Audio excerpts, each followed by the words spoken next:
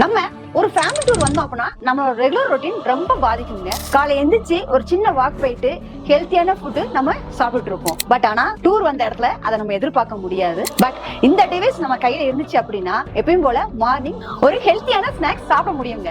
இதுதாங்க அந்த device, prestige பிராண்டோட எக் பாய்லர். நம்ம எங்க போய் தங்கினாலும் அந்த ரூம்ஸ்ல கண்டிப்பா மொபைல் சார்ஜ் பண்றதுக்கு பிளக்கின்ஸ் இருக்கும்.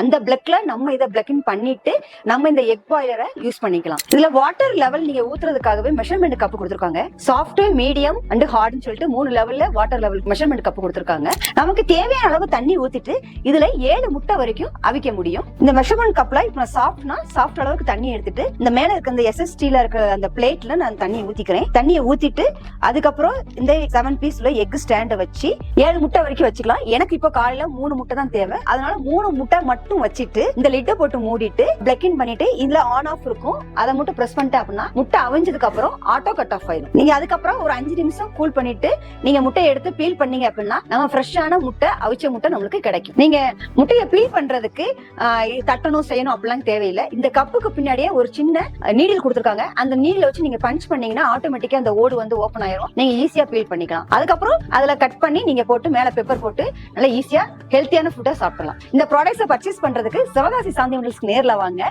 ஆன்லைன்ல பர்ச்சேஸ் பண்றதுக்கு கீழே உள்ள நம்பருக்கு கான்டாக்ட் பண்ணுங்க. தேங்க்யூ.